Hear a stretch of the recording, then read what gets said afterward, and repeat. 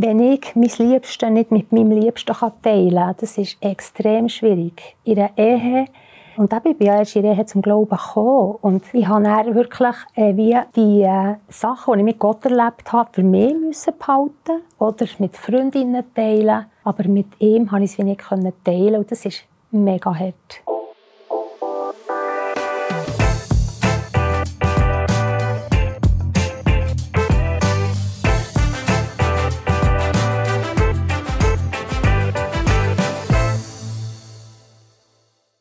Es gibt Zeiten im Leben, in denen sich unsere Herausforderung manchmal wie riesige, scheinbar unüberwindbare Berge vor uns auftürmen. Oder anders gesagt, wie heftige Stürme um uns herum toben. Die Frage ist, wie gelingt es uns, in diesen Momenten Zuversicht zu behalten und den Mut nicht zu verlieren. Franziska Buob sagt, dass es für sie entscheidend ist, immer wieder Gottes Wort über sich auszusprechen. So wie im Psalm 121, Vers 1-3. Ich schaue hinauf zu den Bergen. Woher kommt meine Hilfe? Meine Hilfe kommt vom Herrn, der Himmel und Erde gemacht hat.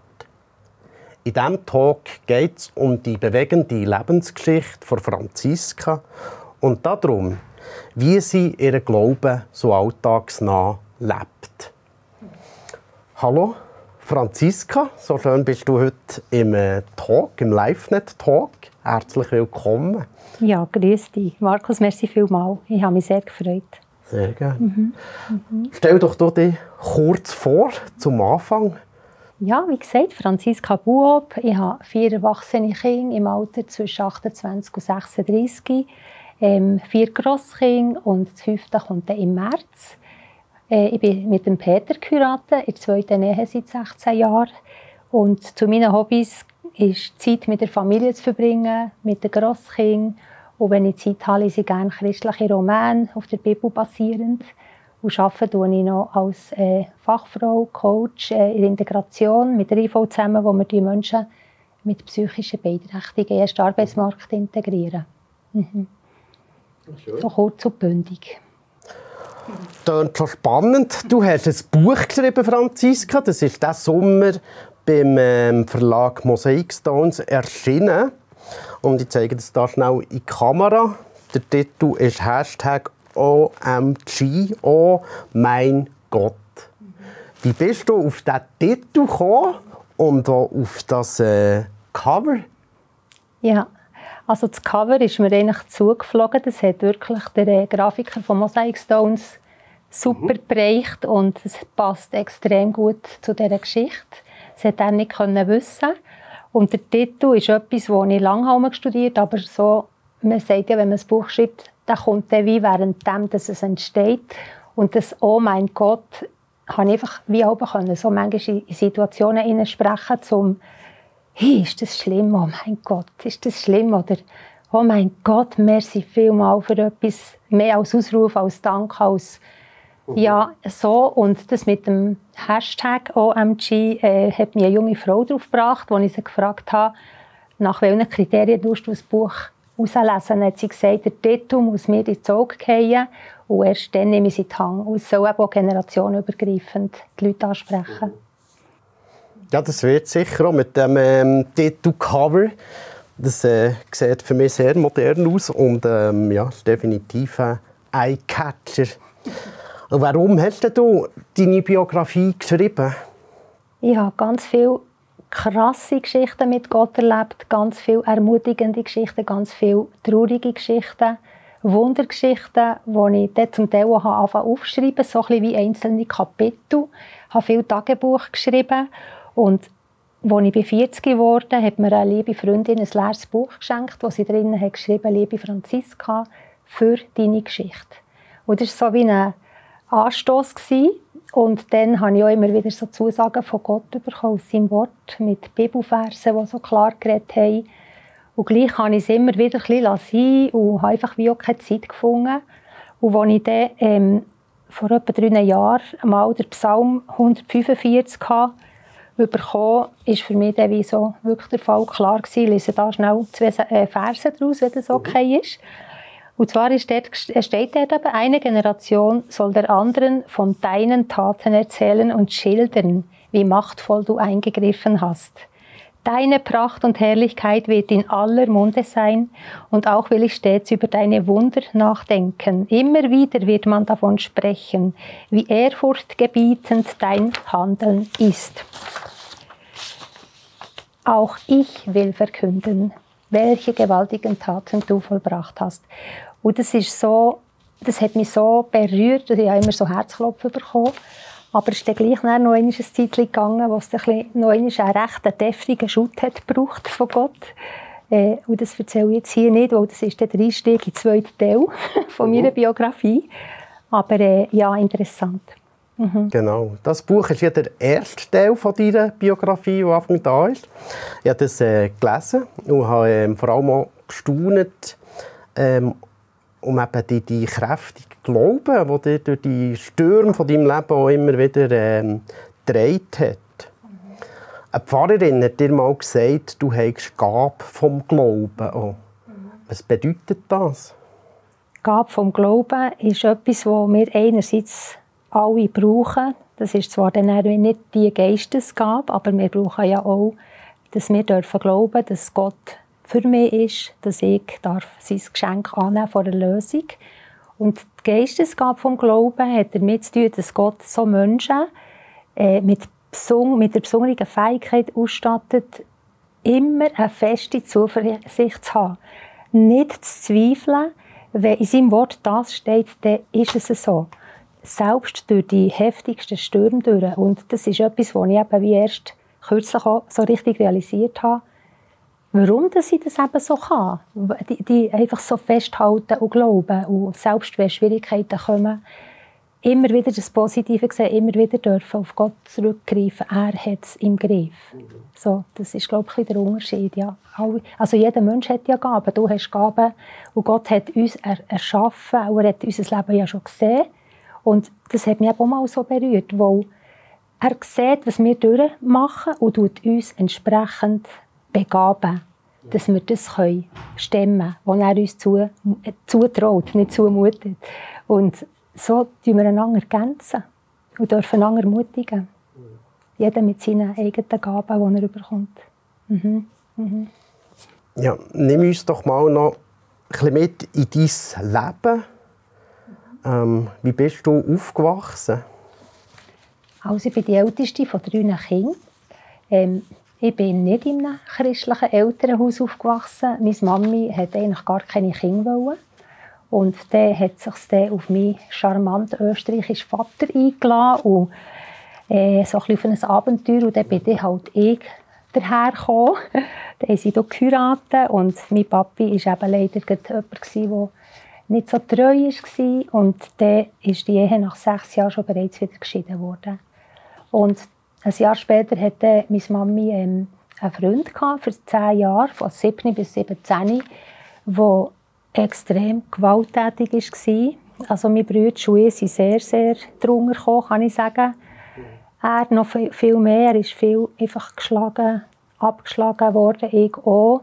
Meine Schwester praktisch nicht, die Kleine, aber auch viel mit wie sagst du, weißt, so Gewaltausdrücke und wüst, einfach wüst gesagt, verbale Gewalt. Du bist immer so neben ihm durch, hast Angst gehabt, auf das Mal klopft und hast immer alles recht müssen machen. So, das war so eine prägende Zeit in meinem Leben. Und ich bin dann auch früh noch so in eine Jugendstunde gegangen, wo ich einen frommen Lehrer hatte in der 5. und 6. Klasse.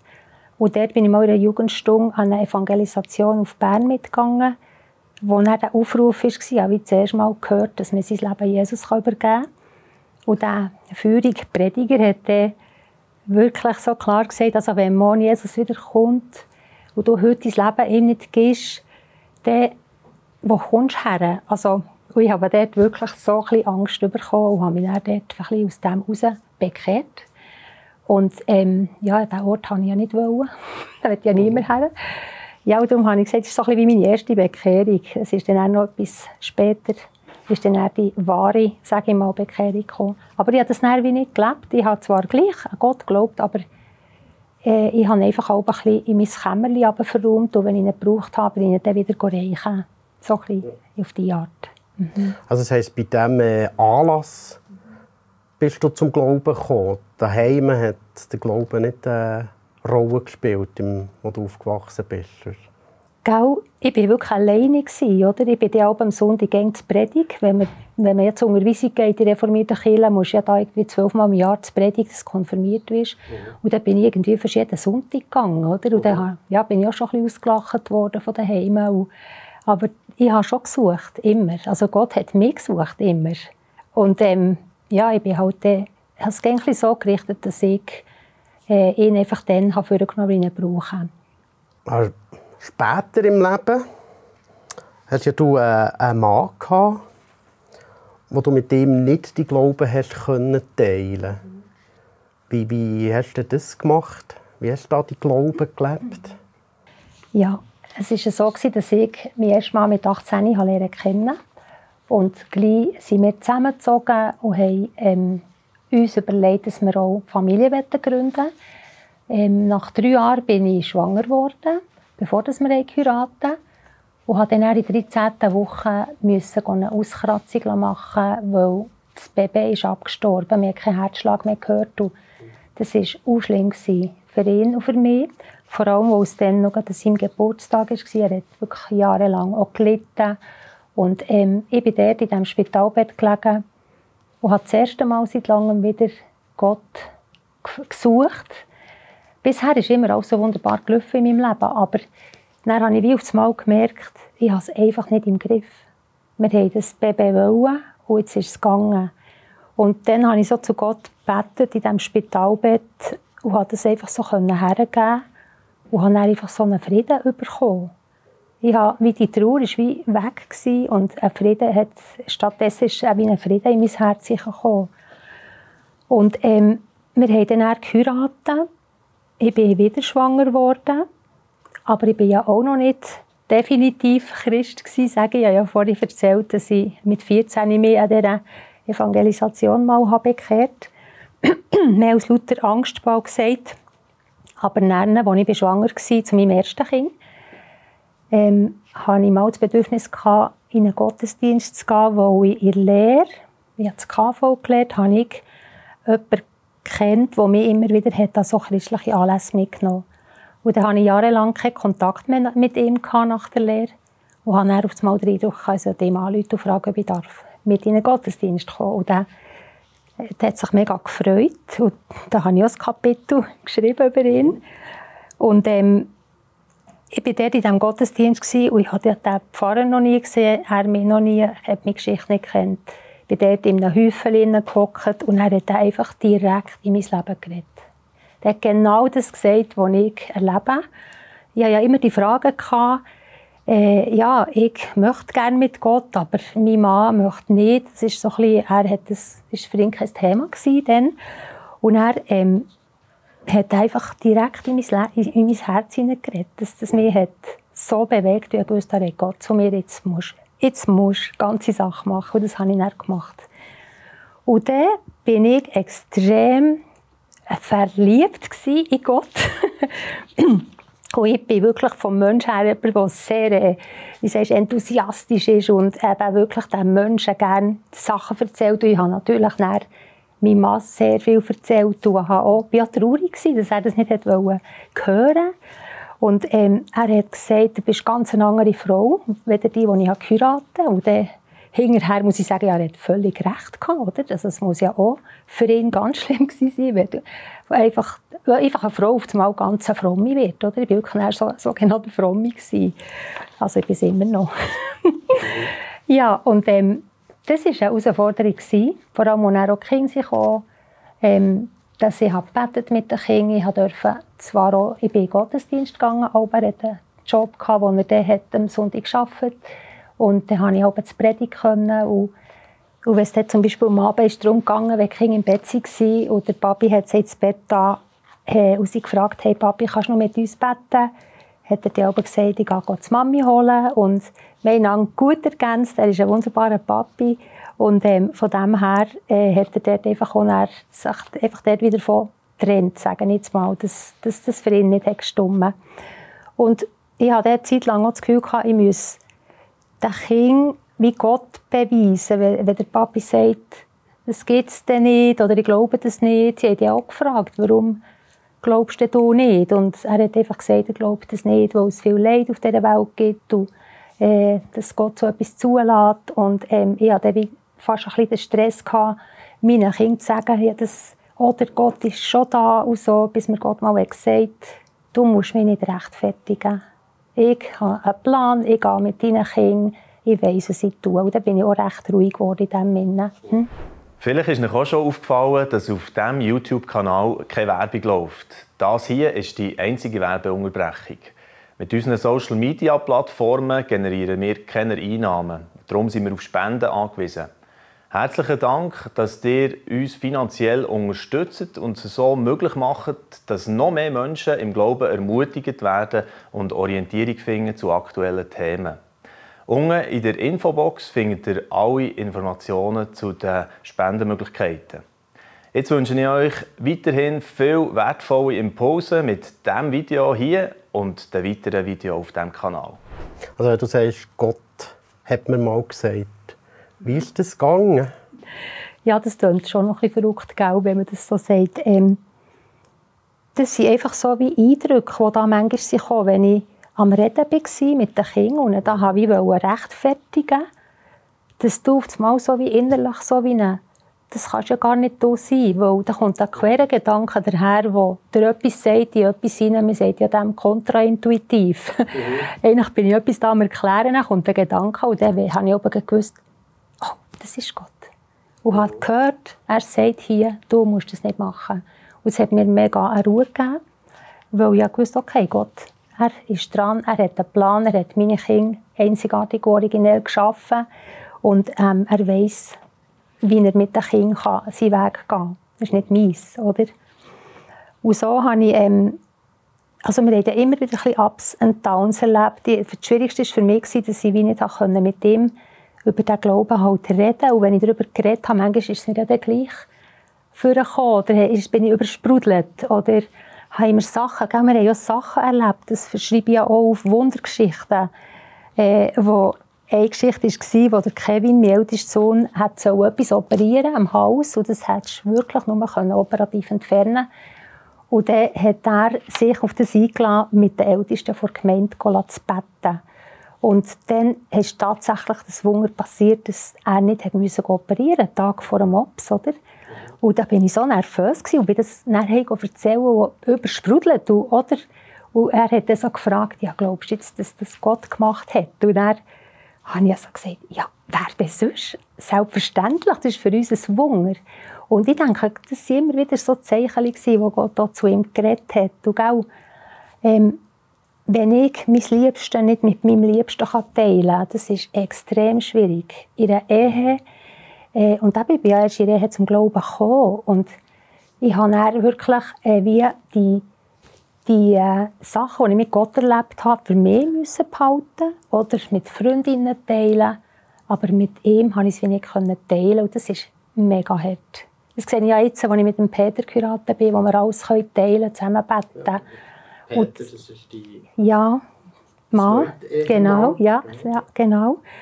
Und das ist auch etwas, wo ich hinterher gemerkt habe, wo mir ein grosses Anliegen ist, gerade für junge Menschen, die sich vielleicht lernen kennen oder die vielleicht das Gefühl haben, ich bin schon 30, ich habe noch niemanden. Jetzt ist da jemand, der halt vielleicht nicht im Glauben ist, aber sonst sehr sympathisch und das könnte passen. Überlegt dir das gut. Willst du das eingehen? Ich glaube nicht, dass Gott etwas dagegen hat, weißt? Aber man hat dann auch Konsequenzen zum Tragen. Und das ist etwas so Wichtiges, das Herz teilen mit deinem Mann, mit deiner Frau. Und das war für mich eine grosse Not. Ja. Oder ja, die Krisen, die wir dann manchmal hatten, halt auch durch diese Diskussionen. Das ist, also Krisen haben wir ja ganz anders angeht, wenn man im Glauben ist oder eben nicht. Also nehmen wir da mit raus. Das finde ich eine wunderschöne Zusammenfassung. Du kannst eigentlich dein Liebste nicht mit deinen Liebsten zusammen teilen. Ich glaube, das bringt sehr schön auf den Punkt. Weil es dem deinem Glaubensleben, wenn wir ein bisschen weitergegangen? Ja, ich habe einfach mein Glauben als Christ allein in der Ehe gelebt. Es hat ein Buch mit dem Titel «Als Christ allein in der Ehe». Und da findest du die Wege. Ich habe meinen Weg gefunden. Eben, ich habe wirklich dort lernen, weniger mit ihm über Gott zu reden und mehr mit Gott über ihn. Und mit den Kindern meine die Liedli singen, christliche, oder eben in den Gottesdienst gehen. Und manchmal konnte ich ja nicht in den Gottesdienst können, weil er vielleicht daheim war. So. Das hat mir ja auch nichts ausgemacht. Oder? Aber ich habe dort, glaube ich, schon, bin auch gewachsen. Und, wir hatten ja auch Krisen gehabt. Ich erinnere mich, als ich schwanger war zum 3. Kind. Es war für ihn wirklich schlimm gewesen. Und wie gesagt, ich kann es wie verstehen, wenn du dann so eine ganz andere Person nebendran hast, als du vorher 4 Jahre hast kennt, wo er dann wirklich mal eben während der Schwangerschaft hat gesagt, ich kann das einfach nicht mehr haben, das Fromme, und irgendwann werde ich mich von dir trennen. Und das ist auch, jetzt kommt wieder hier die Gabe vom Glauben vor. Ich konnte das einfach anhören und habe gesagt, okay, jetzt bin ich schwanger, jetzt haben wir eine Familie, jetzt probieren wir doch noch das Beste aus dieser Ehe zu machen bis zur Scheidung. Also fast ein bisschen noch ein bisschen mit Humor, weißt? Und dort, auch, dass ich nie bin, total, wie soll ich sagen, geknickt und am Boden zerstört war. Also es heisst nicht, dass ich nie gerannt habe. Ich habe viel gerannt, was mich viel verletzt hat. Aber das war dann immer wieder etwas, was mich Gott so hat aufgerichtet hat. Durch sein Wort. Ich habe natürlich auch meine Freundinnen, wie ich vorhin gesagt habe, die beten für mich. Ich konnte dort abladen und das war halt auch extrem wertvoll. Also Hauskreis. Immer so einen Hoffnungsschimmer, eine Zuversicht noch in dir drin gehabt. Und was ich auch noch vergessen zu sagen, ich habe etwa nach 10 Jahren im Glauben, habe ich mal Gott gesagt, ich möchte gerne wissen, ob mein Mann zum Glauben findet. Einfach so ganz spontan, aus dem Nichts raus, oder? Und dann hat er mir in dieser Nacht Antwort gegeben. Ich habe die Frage in 10 Jahren noch nie gestellt, er hat mir in dieser Nacht Antwort gegeben durch einen Traum von meinem Ältesten. Und hat dann die Verheißung, also das, was er mir gesagt hat, hat er mir später, 2 Jahre später noch durch sein Wort bestätigt, wo mich so berührt hat. Und ich habe einfach die Zuversicht gehabt. Er wird zum Glauben kommen. Und uns da noch schnell mit reinnehmen, was das für eine Verheißung war, die sich erfüllt hat? Mein ältester Sohn, Kevin, der war dann etwa 12. Und das war an dem Morgen, wo ich dann aufgestanden, zum Morgen gemacht habe. Er kommt so in die Küche und hat mich so umarmt. Und da bin ich schon mal ein bisschen überrascht gewesen. Also, er ist nicht so der Erfeli-Typ ist. Und hat gesagt, Mami, ich hatte so einen schönen Traum gehabt. Und er ist auch nicht der geträumt hat, aber so Träume hat erzählt. Und er sagt, ich habe geträumt, dass der Papi ist gläubig geworden. Und er hat es mir verschieden gegeben, oder? Und hat gesagt, jetzt muss ich gerade abhocken. Und habe ihm das erzählt, dass ich in der Nacht vorher beim Heimfahren die Frage Gott gefragt habe. Und dann habe ich eben den Pfarrer angerufen, den ich unterdessen besser lernen kennen, der mich ja hat inspiriert, dass ich zu Gott gefunden habe.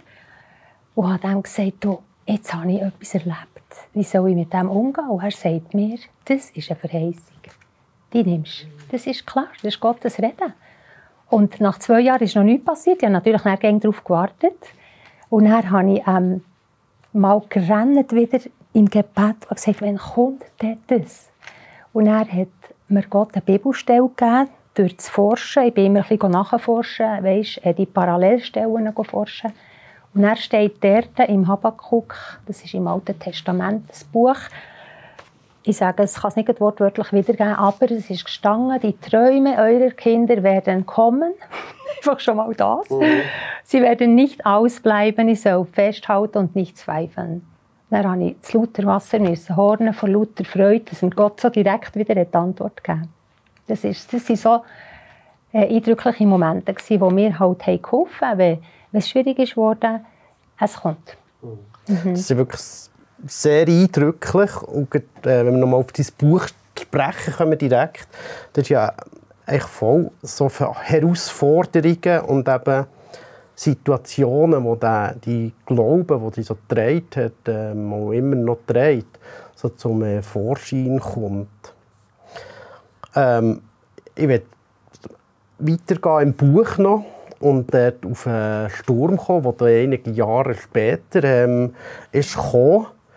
Es heisst ja auch quasi der Untertitel «Leinenlos und volle Kraft voraus bis ins Auge des Hurricane». Was war das für ein Hurricane? Ja, ich schreibe ja in diesem Buch, dass die ersten 20 Jahre quasi von unserer Ehe. Wir waren 20 Jahre zusammen und im letzten Ehejahr habe ich eben wie gemerkt, dass er sich immer wie mehr von mir entfernt und habe schon ein bisschen geahnt, eben da ist etwas am Kommen. Ich konnte natürlich mir nie vorstellen, was das könnte sein. Und ich habe dann noch nicht gewusst, dass er sich entschieden hat für jemand anderes. Und dass sie wie eine Zukunft geplant haben. Und das ist dann noch wie ein Jahr gegangen, bis das ist wie ausgekommen. Und genau in diesem Jahr, er hat natürlich dann auch den Prozess durchgemacht, seine Familie verlassen, für sich, innerlich. Das war für ihn auch nicht einfach gewesen. Das hat er mir dann auch mal gesagt, oder? Wo es dann wie klar war, dass es ist ausgekommen, das Ganze, war er schon wie parat gewesen. Und für mich war es der Schock vom Leben gewesen, oder? Wir waren so eine Vorzeigefamilie gewesen, weisst, Spaziergänge Hand in Hand durch das Dorf und überall und die Family und so, oder? Und dann kommt eben der Hurricane irgendwie. Ja. Das war dann das. Ja. Vielleicht noch zum Abschluss, jetzt nach dem Hurricane, hast du vielleicht den Zuschauer, Zuschauerinnen noch so einen persönlichen Tipp, den du uns mitgeben kannst, damit man sich so in diesen Stürmen des Lebens an Gott festhalten und vielleicht Vertrauen hat, dass er es eben gut meint mit dem. Mhm.